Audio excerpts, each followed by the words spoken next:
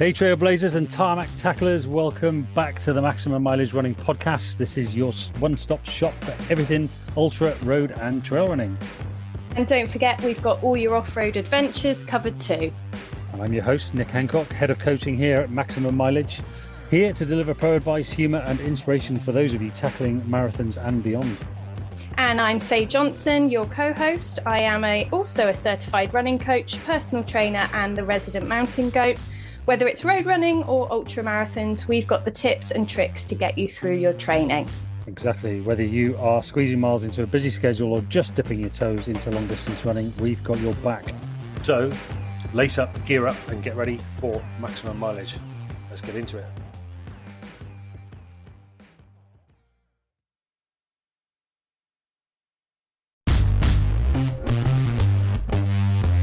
Hey Trailblazers and Tarmac Tacklers, welcome to the Maximum Mileage Running Podcast. This is your one-stop shop for everything ultra, road and trail running for busy people. I am your host, Nick Hancock, a certified USCA ultra running coach and UK athletics coach in running fitness. I am here to answer your questions and provide a little bit of humour and inspiration for those tackling marathons and beyond. So whether you're squeezing miles into a busy schedule or just dipping your toes into long distance running, I have got your back. Prepare for some laughs, learning and a few colourful words. So lace up, gear up and get ready for maximum mileage. Let's get into it.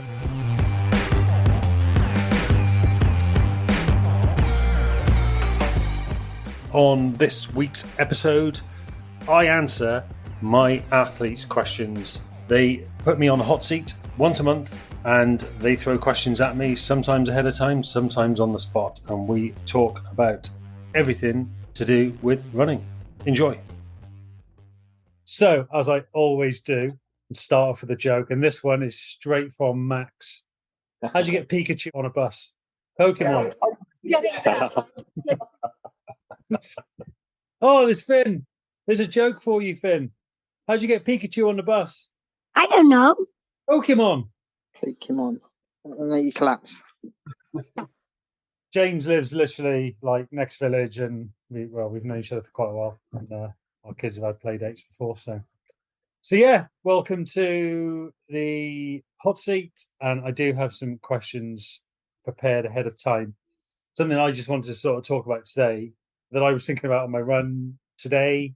And actually, I've done a short reel for Instagram for it as well.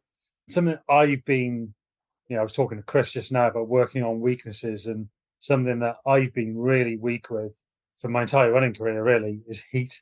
I mean, I suck in the hot weather, just so bad. So something I've really been working on is how to handle the heat better. So first of all, something I am going to do before, in fact, I'm going to probably do this before all of my A races now, probably not my B races and C races, but all of my A races, even in the winter, it's shown to have benefits regardless of the temperature of the weather, is to do heat acclimation training. And one of the easiest and cheapest ways of doing that, the days of, stick loads of layers on and go out for a run, and get properly sweaty. Actually, what you're doing is you already got the stress from your training, but then you're adding the stress of being in a hot environment on top of it, and it just compounds and it can totally wipe you out. So that's kind of like a last resort. There's actually a sort of a hierarchy of needs with it. And right at the top is sauna. Chris has just put it in chat. The sauna has been a game changer for him, as he says, and all it takes is 25, 30 minutes every day for the 10 days leading up to your race. Give yourself 2 days in between your last sauna session and your race if you're racing on the Saturday. Oh, and Nick all the way over in the US. How you doing, mate? Hey, everyone. The Instagram superstar. Probably the only kind of superstar I could ever be. 1.2 million views now. Crazy. Of Nick trying to get up the stairs. I was just talking about heat acclimation training, Nick. So yeah, sauna, 10 days before you race, every day for about 25, 30 minutes is all the dose needs to be. It does need to be at least 160, I think it's 160 degrees or whatever it is, Fahrenheit. I can't remember the exact, but it needs to be a good sauna. Some gyms and health clubs can be a little bit reticent to crank the heat up too much in case somebody passes out in them. But that is a really easy way and pretty cheap way, to be honest, of getting heat acclimated. If you are racing on a Saturday, don't do it on Thursday and Friday. If you're racing on a Sunday, don't do it on the Friday and Saturday. So stop on either the Wednesday or the Thursday. But otherwise, 10 days. And it's a pretty good way of getting acclimated to the heat for a race, any race at any time of the year. Something else I've been sort of doing without the sauna, one has been really being mindful about the whole thing and actually accepting, a bit like when I first started running. You know, when we all first started running, we all hate hills, right? Everyone hates hills when they first start doing it. But if you learn to love them, then you'll get good at them. They'll pay you back in spades. And that's kind of what I've been really trying to concentrate on recently is, okay, it's hot, accept it. When I say hot, I mean, Nick, what is it with you guys at the moment? Like 30 plus Celsius? So us ignorant Americans are the only one that don't use, metric system and that. So I don't know what the conversions are, but it's like upper 80s, low 90s Fahrenheit. I think that's low to mid 30s Celsius, I believe. And you've gone, but yeah, it's pretty hot. I'm very pale and fair skinned, so I don't do well ginger in the sun. Yeah, I turn into a defeated lobster very quickly. So obviously I have to wear lots and lots of sun lotion. If not, I mean, I get very badly sun poisoning. But then the problem is I wear like the mineral based sun lotion that, stays on all day long, but then it doesn't let you sweat and cool off very well. It almost keeps you warmer because it's a barrier. So it's preventing the sun from coming in, but it's also preventing your sweat from coming out. So it's kind of a double sword. Try using a dry suntan lotion rather than something oily. Yeah, I've tried a lot of them. Some of the dry ones, at least here, they're in like aerosol cans, and they just don't last more than an hour or two. So anyway, just Chris asked in the chat, where is it you're based, Nick? I'm in Ohio. I don't know how familiar where you guys are all at, but it's like northeastern-ish America. We're all in a country that's smaller than your state. Yeah. That's where we are. Yeah. Yeah. We only have 2 seasons, unfortunately. Terrible winter and terrible summer. So it goes straight from 10 inches of snow into blistering sun heat. So I was just going to say, you've literally just gone from cold, frozen trails to now it's like desert. Yeah, we have like a couple weeks of in between every year, but that's it. So anyway, accepting the fact that, it is warm now, and instead of whinging about it and going, oh, I'm not very good in it, to actually embrace it, to being a bit more mindful about it. Something I've really found super helpful is really focusing on my breathing and getting good deep breaths in. I was noticing, I don't know if this is just me or if, next time you're out running in the heat, I was just taking much shallower breaths. So I've been really concentrating on good deep breaths, nice and rhythmic. That's really helped. I always put good focus on my form anyway, but extra focus on my form. It can be really easy when it's hot and you're a bit fed up to start crouching over and running like Quasimodo because you're like, oh, it's too hot. But if you just really keep yourself with good form and nice and relaxed as well, that's been really helping. And for any of you who follow me on Instagram, not giving a shit about my pace either. Like really not giving a shit. And today, whilst I was doing this video for Instagram, 2 months ago, my easy pace at that heart rate would have been 8-minute mile. Today it was like 9:50. Super slow. But do I care? No. I don't care what it says on Strava. And as my new hashtag has developed, no one gives a fuck about your pace on Strava. So yeah, that's been super helpful. And then obvious things like hydration, plenty, not so much on the run.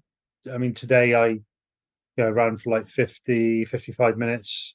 So it wasn't long enough to need to take something with me. I know Chris is the opposite of me, and he, hang on 1 second. Somebody's trying to join. Just sending them the link. There you go. Chris is showing us his bottle.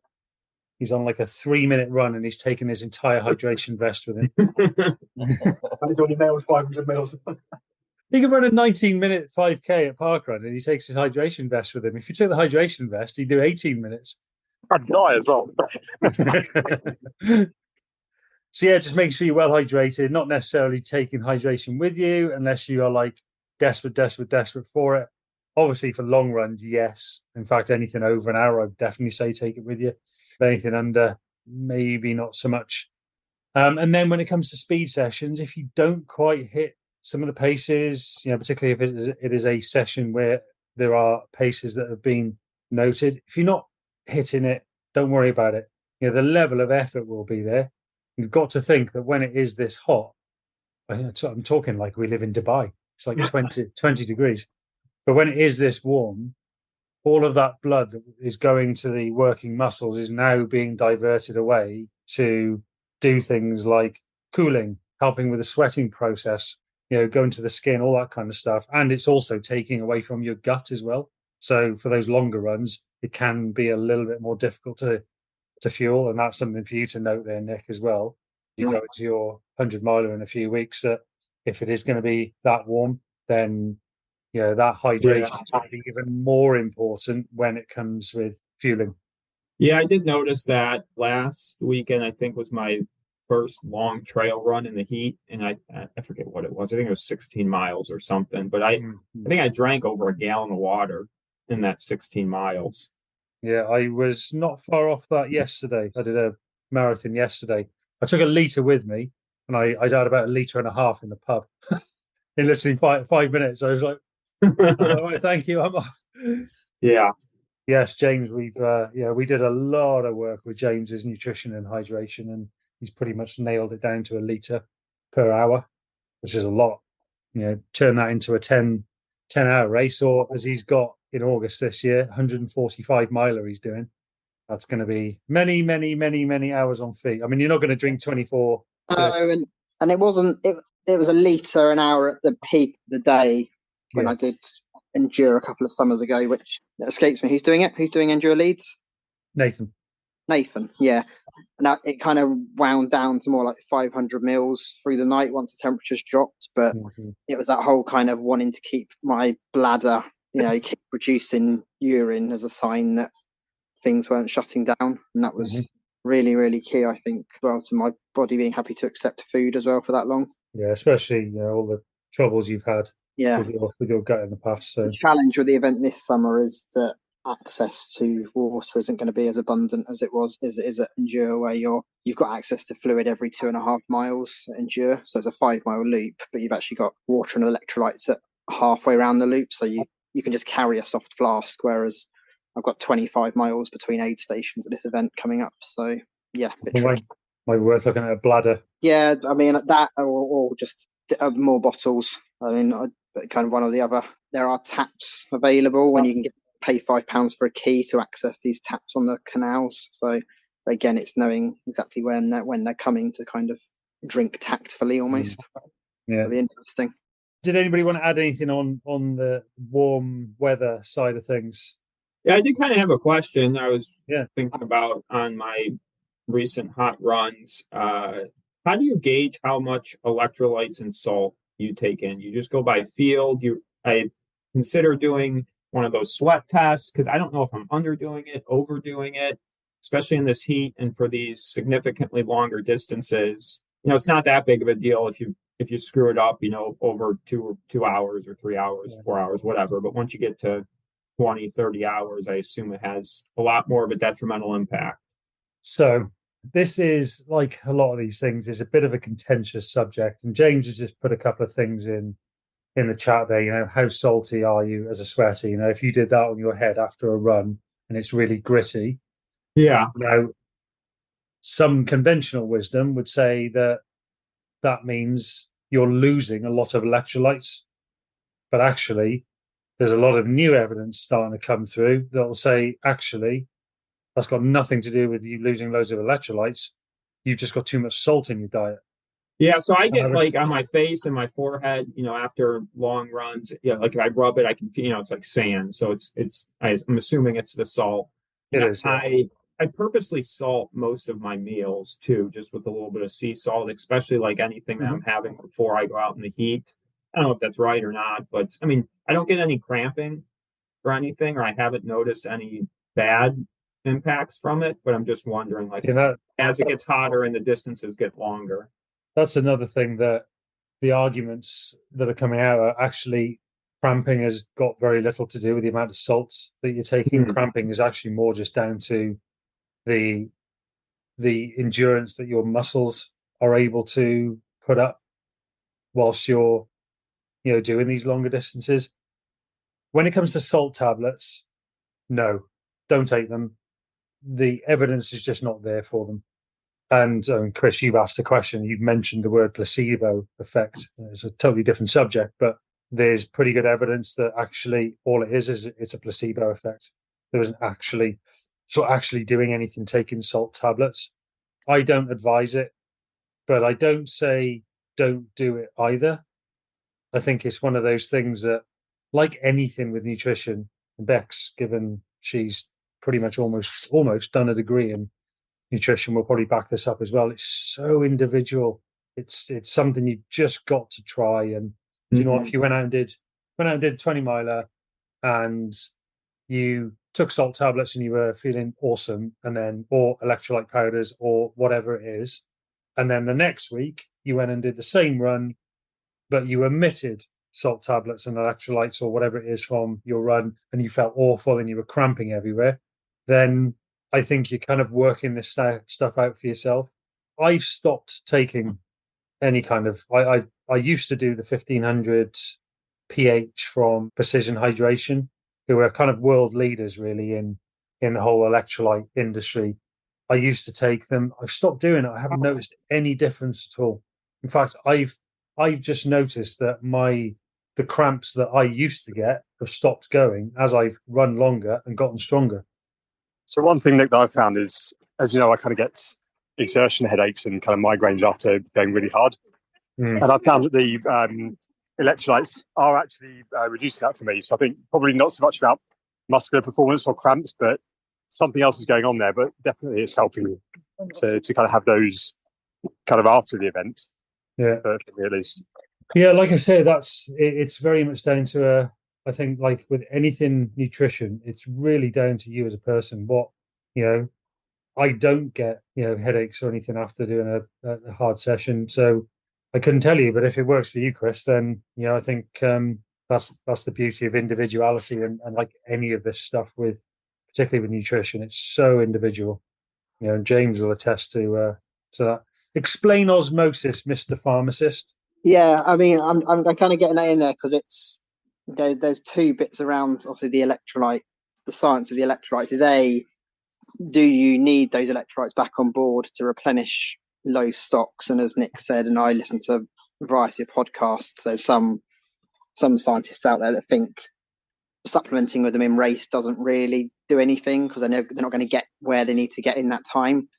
But what does happen is you add anything to water, you change the osmolarity of it. So essentially, the water wants to cross the membrane out of your GI more readily. So I think I forget if it wasn't said it. I can't remember. Anyway, about the headaches and stuff afterwards, it might be as much about the electrolytes themselves as it is about the fact it forces the fluid into your system quicker. So I will do it after. I'll do it on hot days. I'll just bang a scoop of electrolyte powder into a pint of water, just because I know it's going to kind of get into my system a bit quicker. So there's something around that which, if you have dodgy gut like I do, and you don't want to essentially have lots of water banging around in your GI that's potentially going to end up in an undignified manner at the other end, then that might be the difference of keeping that absorption going. A la Race to the Stones. Yeah, well, that was it, wasn't it? I was jumping over the fence and shitting in a field while Nick just stood there waiting for me. It wasn't a great moment in my life. Don't worry, James. Every single hot seat, we always talk about pooping every time. The other key thing with that though is if you're starting to get to that point, just absolutely easing off the gas and like walking or even just taking a break, so that blood supply which is being deprived from your GI can get a chance to kind of get back down there and try and correct things a bit. I think that is a good kind of recovery strategy. Again, and going back to that hot day scenario, that day at Race to the Stones, it was boiling, wasn't it? Yeah, I ran the last 25 miles with James, at which point he was doing all right, and then it just got hotter and hotter, and it was a pretty warm day, and yeah, the whole manner of things started going wrong. I've never not finished anything, so I'm too ignorant to at the moment, but it will happen.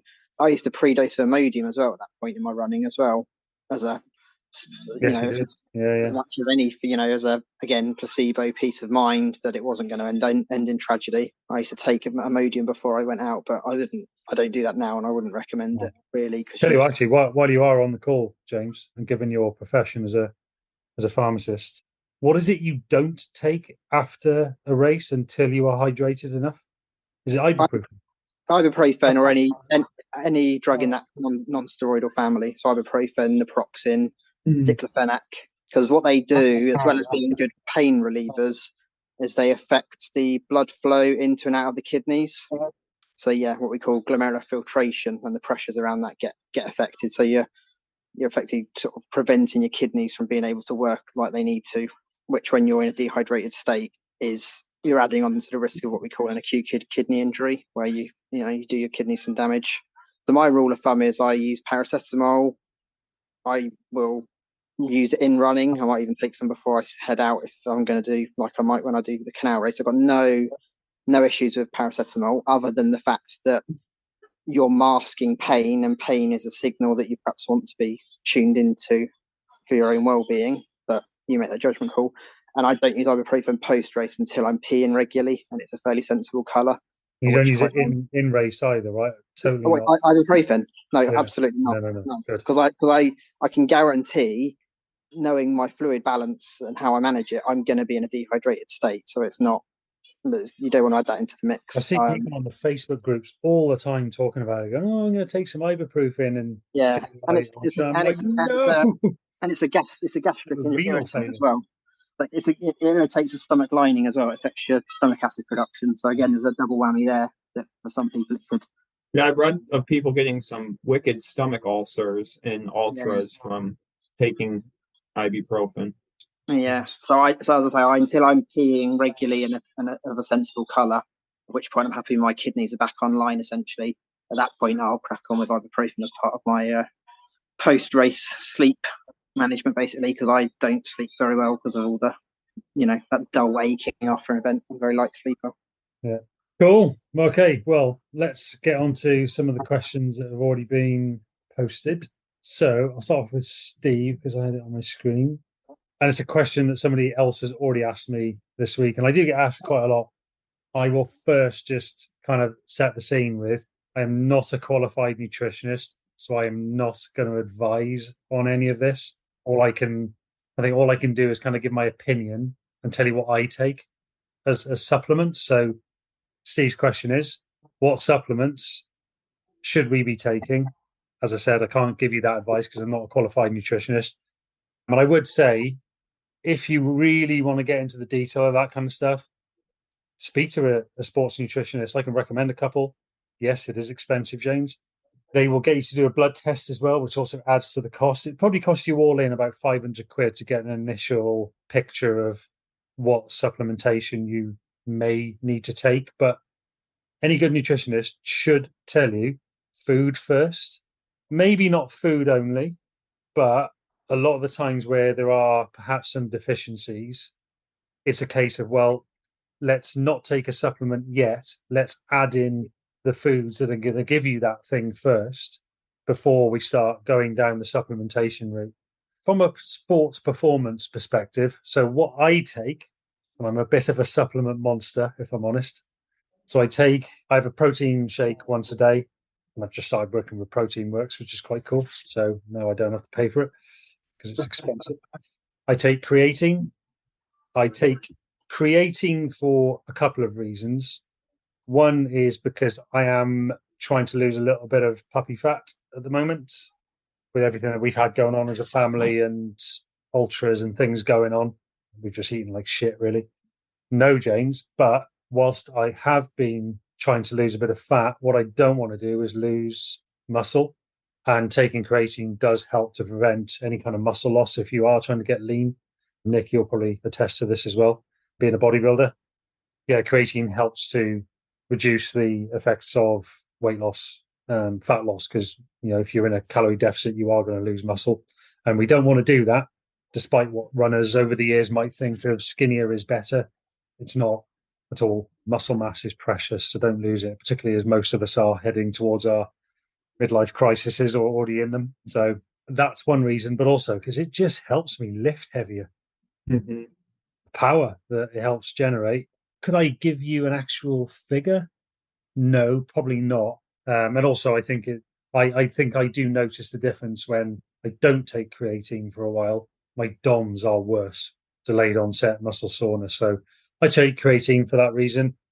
There is starting to become quite a bit of chatter in endurance circles of actually, does it help endurance runners? There's a bit more evidence needed on it, but it is starting to become a bit more of a supplement. I mean, it's so well studied and it's so safe. I don't know, why wouldn't I take it? I used to take it a while ago when I was doing more weight and less running, but I'm not. Yeah, this is the thing. You see, I'm a scientist, but when I do my job all day as a scientist, and I don't really want to read into the science of nutrition and things, but you're getting bombarded with so much stuff saying use this, use the other, especially on social media. It's just horrible, isn't it? Everyone's saying use something different, so it's just useful to know what people find useful and might be worth trying, rather than just going to say, I don't know, protein works or one of the others, and looking at the list of supplements they've got, and they look at these 200 different things you could take. Yeah, I mean, there's so much. I mean, James, you mentioned a couple of things around, like it adds fluid. You need to load for 8 to 10 weeks. That's a little bit older, maybe even some bro science in there. It's not really advised now. Just 5 grams of creatine a day, really. There's no, the whole loading phase has been kind of scratched off. Maybe if you're bodybuilding or a strength athlete, but for us, just general run of the mill people, probably not. It does. It has a bad rap because it does add water weight, but it's intracellular or intramuscular water weight. It's not like subcutaneous water, like under your skin, that's going to not help you at all. Like, I mean, it hydrates your muscle cells as well too. Yeah. So I guess that's in the bodybuilding world because bodybuilders, when they go to a show, they dehydrate themselves so much so they look lean. And if they're holding onto any water weight, it's just going to make them look not as lean as they need to be for competition. That's where it gets the bad rap from. Yeah. What else do I take? How long have we got? I take a vitamin B12 supplement because I'm almost vegan these days. Not quite. I've just had cheese on my veggie burger. So I'm almost vegan these days. So I take vitamin B12. I take D3 and K3 because why not? Okay, at the moment, there's plenty of sun outside, but none of us on the globe really get enough sun to have enough vitamin D. I was on the lower side when I had my blood test, so I just kept taking it. Beetroot powder I take in a capsule because of the nitrates, which help with endurance running, oxygen absorption and various things. Montmorency cherry tablets I take as well, which are said to help with DOMS, sore muscles. Curcumin, which is the active ingredient in turmeric, which helps with inflammation. Do take that. You must have it with black pepper. It's got to have black pepper in the tablet because curcumin on its own does nothing. It needs the black pepper. And actually, it was Bex that told me that. Isn't it, Bex? You told me that. What else do I take? I take a fish oil tablet for omega-3 oils, DHA, ALA, all that sort of stuff. And because my family are riddled with arthritis, so I've always tried to keep my joints healthy. Ashwagandha I take, which is an adaptogen, so it helps remove toxins and it's supposed to help with recovery and things like that quicker. Not heard of that one. I probably take a few other things as well, but I can't remember. But that's me. That's me. Yes, it's a lot, but those things have come out of. Oh, and I have CBD spray under my tongue in the evenings as well. All of those things came out of a blood test. In fact, 2 blood tests that I've done and 2 nutritionists that I've spoken to. One was the nutritionist that was helping my wife, and a sports nutritionist, and I've just kept taking them. And every time I do it, I have done other blood tests since, and my bloods are always good. So I have no reason to not take them, really.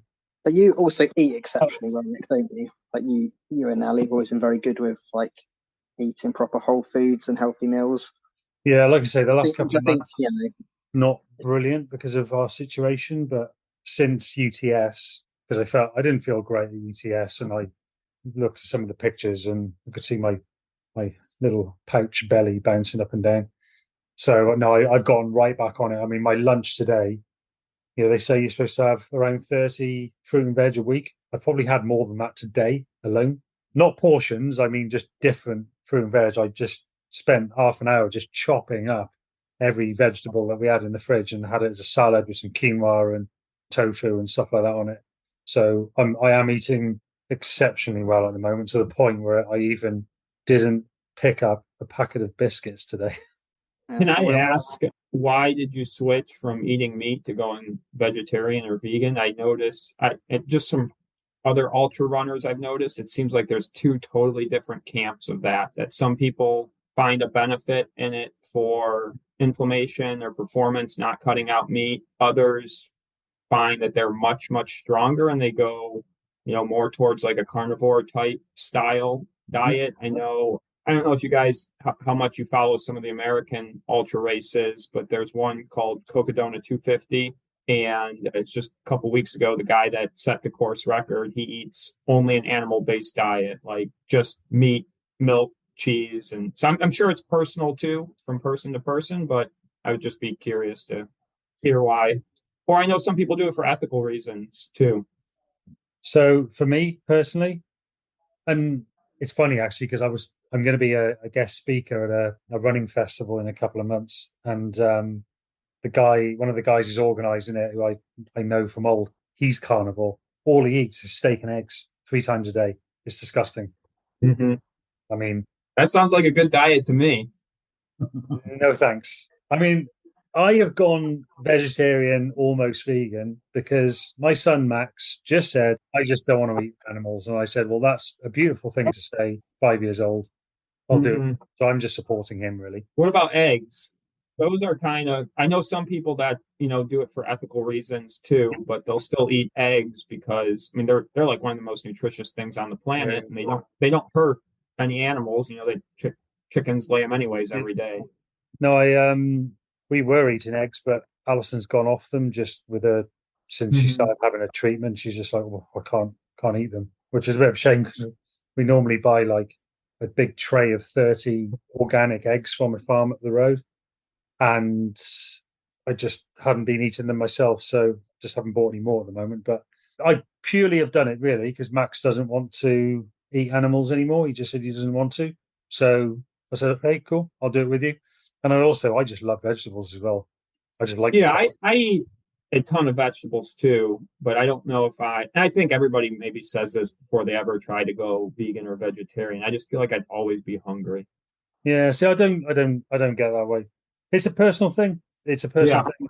And it's funny, nutrition can, just food in general. I know the saying is, if you're in the pub, don't talk about politics, money, or something else. I mean, I think you could add food preferences into that saying as well, because it can cause, I mean, on some of the Facebook groups, people go, oh, I'm a vegan, or I only eat meat, or, whichever extreme to whatever diet they subscribe to, and people get absolutely lynched.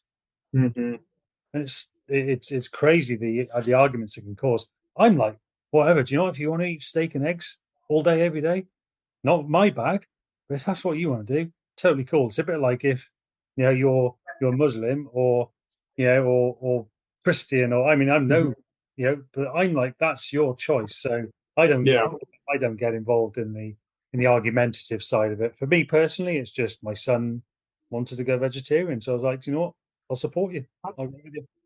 I was just curious from a performance side, because I've read and listened to so much of each side of the camp, but it seems like more so in the ultra running space, coming from the bodybuilding side for so many years, it was like, oh, you have to have 6 or 8 ounces of meat protein with every meal 5 times a day. And now it's like a lot of ultra runners have seemed that they've noticed performance increases and inflammation and better recovery when they do cut meat out.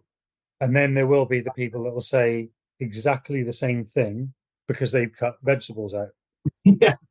Seriously, that's what my mate Bob said. He said, I don't ever get injured. I don't have any inflammation. I feel amazing. I'm super energetic.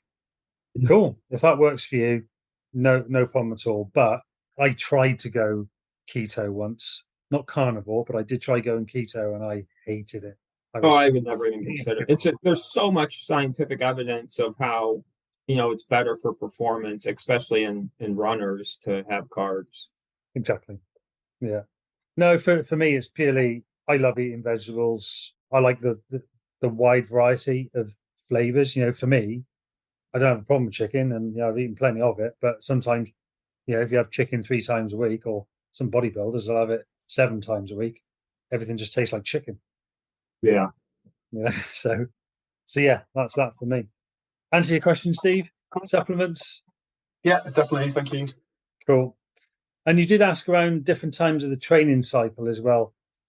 Things like the anabolic window, you must have protein within 20 minutes of doing a workout. Yeah. Okay.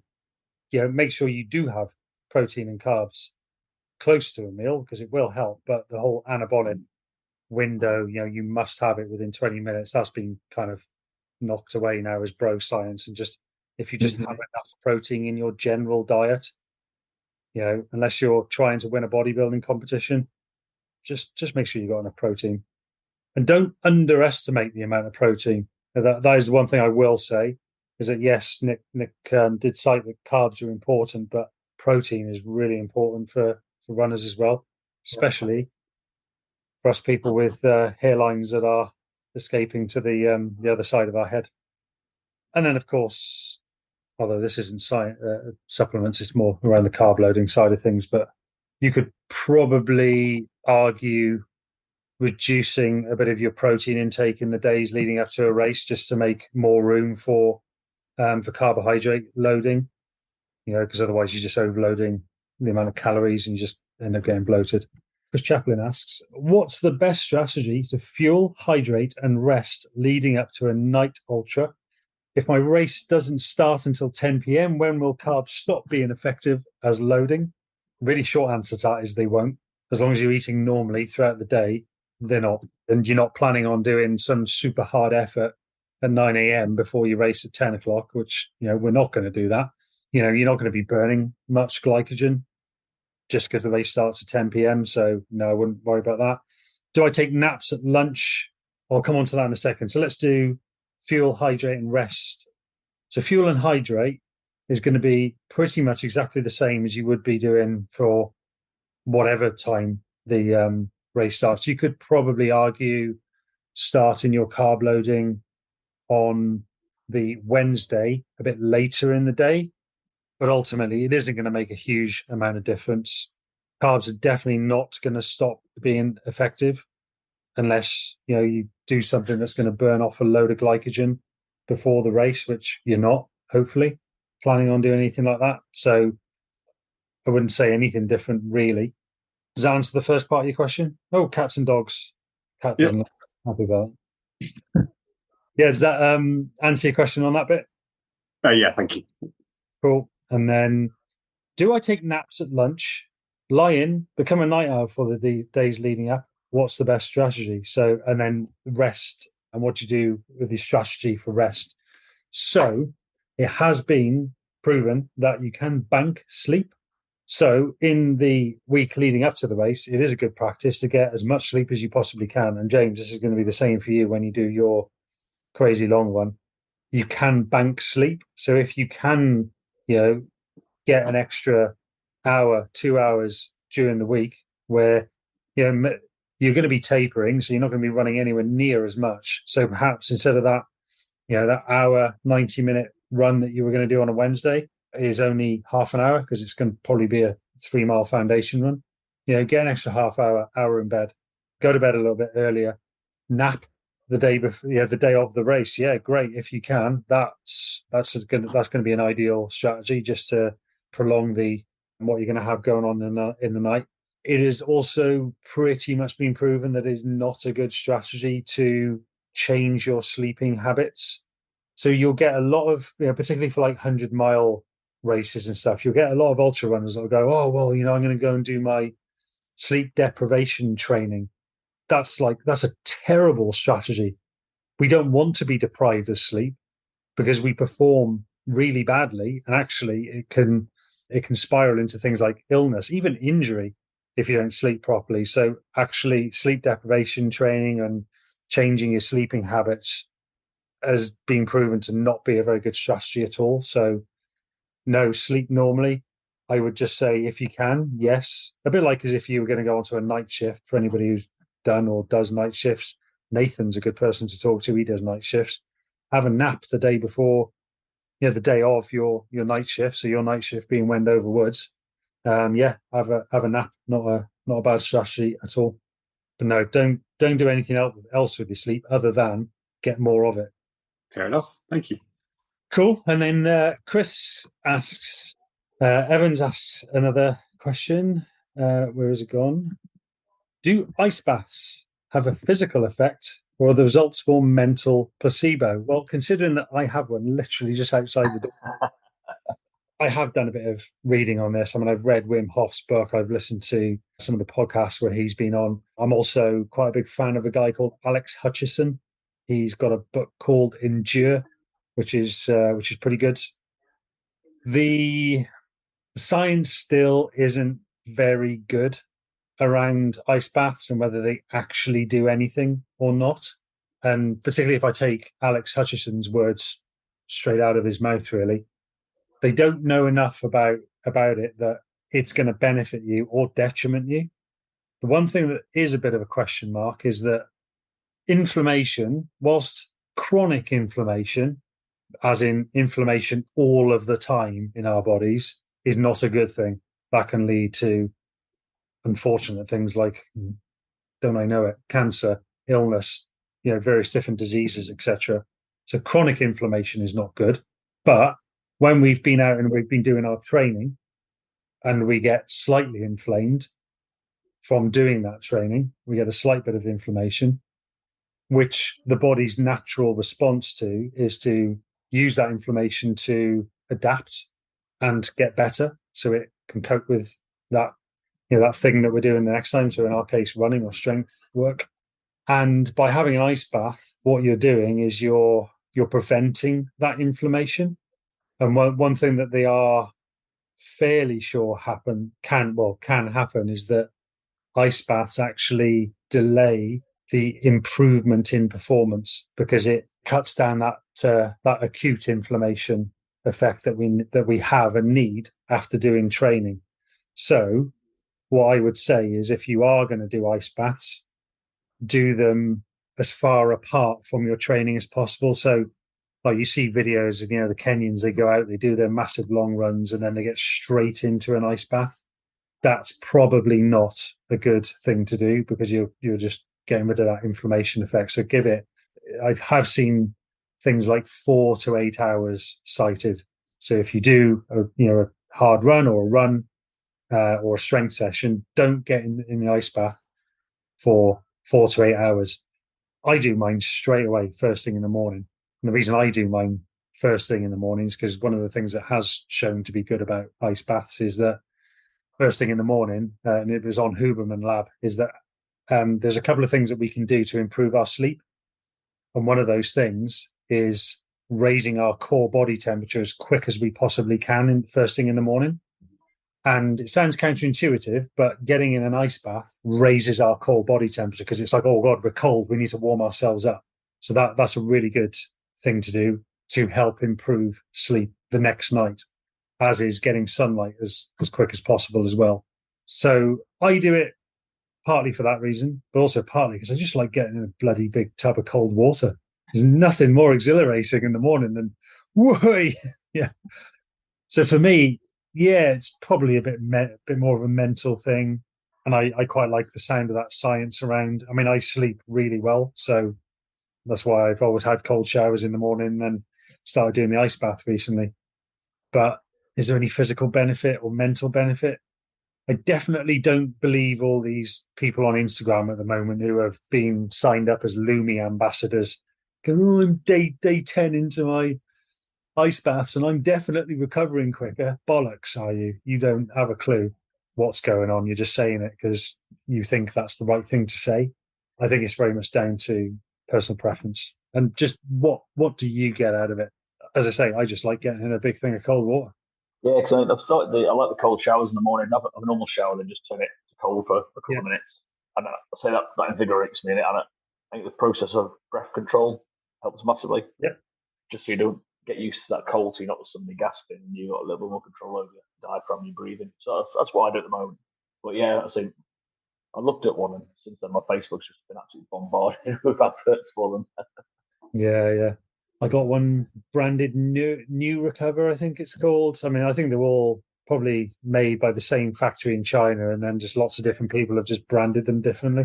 So yeah, you're right. I think the breath thing's quite a good thing for me as well, because I tend to spend about 3 to 4 minutes in mine. Nice heavy breathing, and that is supposed to be one of the best things you can do to relieve anxiety.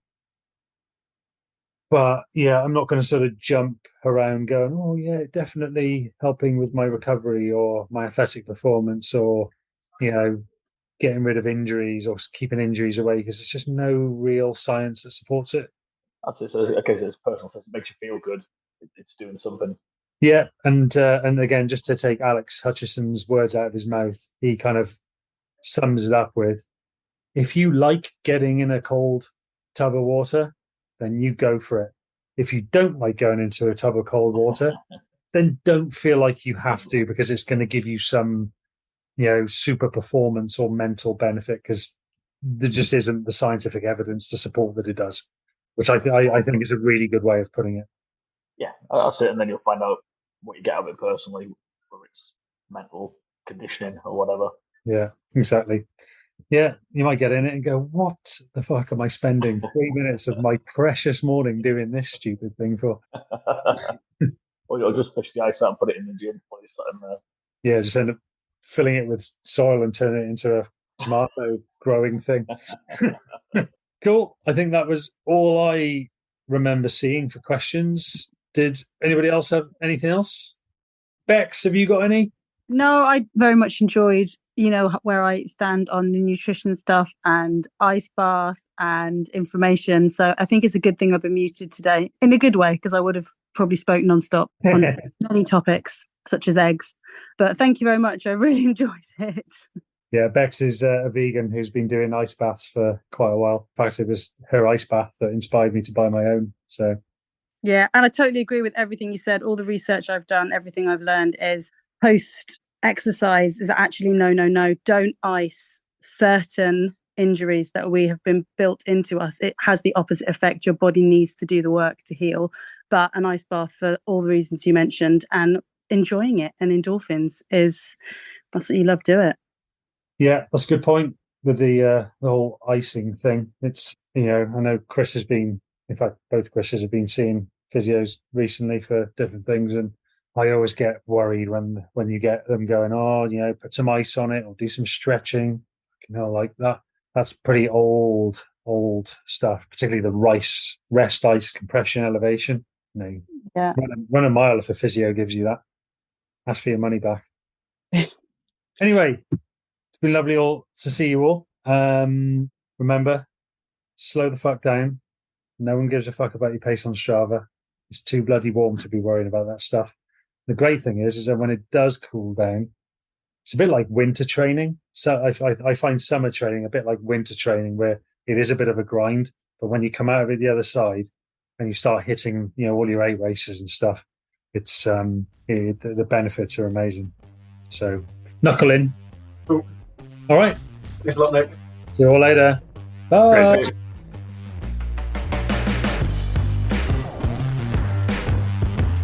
And that's another lap done on the Maximum Mileage Running podcast. Thank you for joining me and my athletes and my guests on this wild ride through the world of ultra, road and trail running. And remember, whether it's a mountain trail or the local road, every mile you conquer makes you stronger. Keep pushing, keep laughing, and of course, keep swearing when that hill just seems a little too steep. If you enjoyed today's journey, don't forget to subscribe and leave me a nice review, please. Your feedback does help me go that extra mile. Until next time, this is your host, Nick Hancock, reminding you to make every mile count. Run long, run strong, and run with maximum mileage. Catch you on the next run.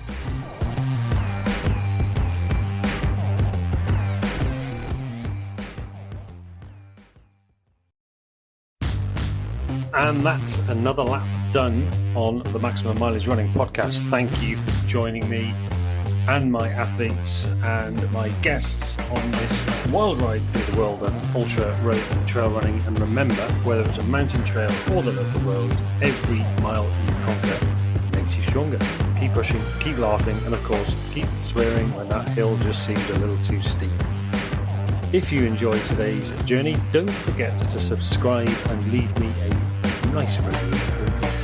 Your feedback does help me go that extra mile. Until next time, this is your host, Nick Hancock, reminding you to make every mile count. Run long, run strong, and run with maximum mileage. Catch you on the next run.